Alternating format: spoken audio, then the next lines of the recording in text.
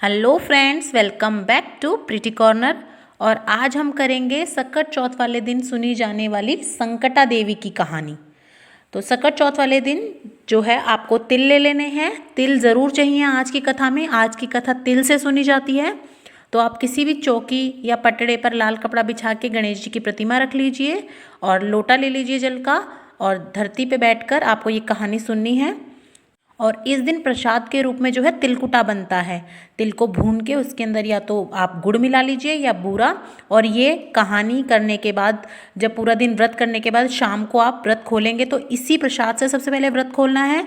और एक कटोरी में इसे भर के साथ कुछ दक्षिणा रख के किसी भी बड़े रिश्ते को, सास को, नंद को या मंदिर में हमें ये देना है। और थोड़ा सी जो तिल हम कहानी सुनते टाइम लेंगे वो आपको कच्चे लेने हैं, वो भुने हुए नहीं होने चाहिए। थोड़े से आप जल के लोटे में डालिए, थोड़े से भगवान जी को अर्पण कीजिए और थोड़े से जो बचेंगे कहानी सुने हुए तिल वो हमें अपने पल्ले में बांधने हैं। और शाम को जब हम चंद्रमा को अर्घ देंगे तो उन्हीं तिल के साथ देंगे।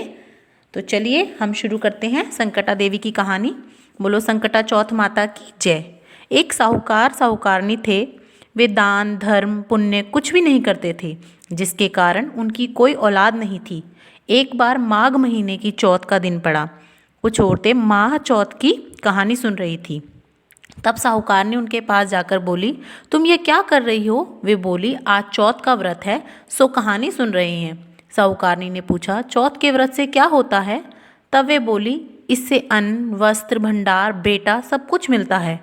तब साहूकारनी बोली, अगर मैं नहाई रह जाऊंगी तो सवा सेर का तिलकुट करूंगी और चौथ का व्रत करूंगी। बाद में वह नहाई रह गई।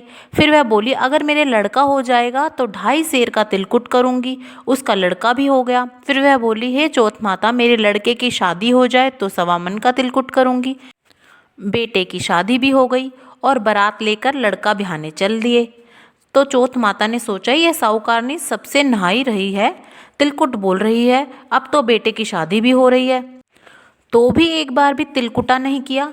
अगर इसको चटका नहीं दिखाएंगे तो हमें कलयुग में कोई नहीं मानेगा। उधर बेटे के 3 फेरे हो गए। चौथा फेरे में चौथ माता गरजती बरसती आई और बेटे को उठा के ले गई। ले जाकर पीपल पर बिठा दिया। फेरे में हाहाकार मच गया। सब लड़के को ढूंढने लगे पर कहीं भी नहीं मिले। कई दिनों बाद गनगौर आई। लड़कियां गनगौर पूजने के लिए गई। उसी पीपल के नीचे दूब लेने के लिए गई। पीपल में से एक आवाज़ आई कि आ गई मेरी अर्धभ्याई। ये बात सुनकर लड़की सूखने लगी। लड़की की माँ बोली, बेटी मैं तुझे अच्छा खिलाती हूँ, फिर भी तू क्यों सूख रही है? लड़की बोली, जब मैं दूब लेने जाती हूँ तो पीपल में से आवाज़ आती है, आ मेरी अर्धभ्याई। माँ ने जाकर पीपल से देखा, वह शादी का जोड़ा पहने वहीं जवाई बैठा हुआ है। माँ ने पूछा, मेरी बेटी को अर्धभ्याई छोड़कर यहाँ क्यों बैठा हुआ है? लड़का बोला, मैं तो चौथ माता की गिरवी पड़ा हूँ। मेरी माँ ने तिलकुटा बोला था पर किया नहीं, जिससे चौथ माता नाराज हो गई और उठा लाई। तब चौथ माता ने मुझे सारी बात बताई। लड़के की माँ बोली, अगर मेरा बेटा आ जाएगा तो मैं 2.5 मन का तिलकुटा करूँगी। लड़की की माँ ने भी 2.5 मन का तिलकुटा करा। चौथ माता खुश हो गई। लड़के को लेकर फेरों में बैठा दिया।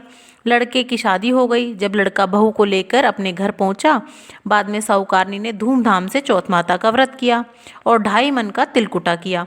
सबको ही चौथ माता व्रत और तिलकुटा करना चाहिए। हे चौथ माता, जैसे उनका बेटा बहू मिलाया वैसे सबका मिलाना, कहते सुनते ओंकारा बढ़ते। बोलो चौथ माता की जय। इसी प्रकार हम चौथ माता का व्रत करते हैं और इसकी 2-3 कहानियाँ और हैं। मैं उनके भी लिंक डिस्क्रिप्शन बॉक्स में डाल दूँगी, आप वहाँ जाके भी चेक कर सकते हैं। और मैंने जो सदियों से परंपरा वाली कहानी चली आई है वो भी सुनाई है, आप जाके उसे भी चेक कर सकते हैं। और अगर आपको मेरी वीडियोस अच्छी लग रही हैं, ये कहानियाँ अच्छी लग रही हैं, तो प्लीज़ लाइक कीजिएगा, सब्सक्राइब कीजिएगा। और अगर आप भी इसी तरह की कहानी सुनते थे तो प्लीज़ मुझे ज़रूर बताइएगा कि इनमें से आप कौन सी वाली कहानी सुनते हैं।